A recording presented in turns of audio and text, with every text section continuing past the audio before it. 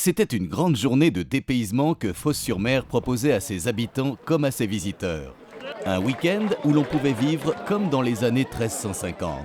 Manger, cuisiner, s'habiller, se soigner et même combattre de terribles bandes armées qui sillonnaient notre belle Provence. Dans le cadre des journées intercommunales du patrimoine, la mairie de Fos-sur-Mer proposait à tous, petits et grands, un immense bond dans le passé, à la rencontre de ces seigneurs qui régnaient jadis sur les terres de la commune.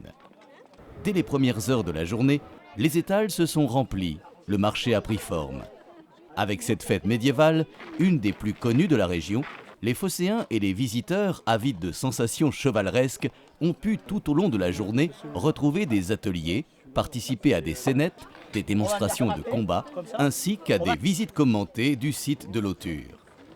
Petit tour d'horizon de ce retour au Moyen-Âge où le public a pu retrouver, partager les us et coutumes de la vie quotidienne de nos lointains ancêtres. J'ai trouvé ça très intéressant et très solennel. Je viens d'apprendre des choses, oui, la recette de l'hypocrase par exemple, donc je vais m'employer à la refaire. Nous sommes venus aujourd'hui avec un campement de jeux médiévaux. Vous avez des jeux d'échecs, le jeu du moulin, des jeux de lancer d'anneaux, des jeux de lancer de pions, des tas d'autres jeux qui sont des jeux du Moyen-Âge. Ce sont des jeux qui sont d'un coût qui est un peu plus élevé, mais qui font plusieurs générations, quoi.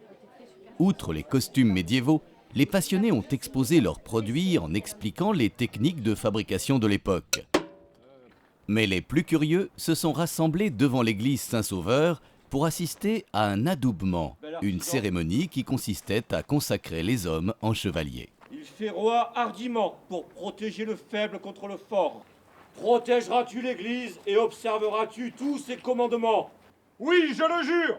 J'ai trouvé ça assez sympathique, ça nous ramène dans le temps. J'imaginais ça à l'intérieur de l'église, donc j'avais vu quelque chose un petit peu plus sacré et religieux.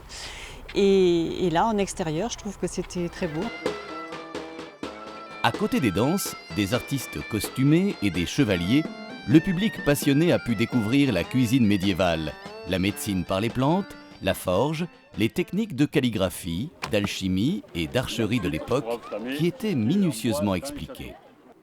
Cette belle journée de reconstitution s'est probablement poursuivie bien après dans toutes les têtes des visiteurs immergés quelques heures dans l'histoire d'il y a 600 ans.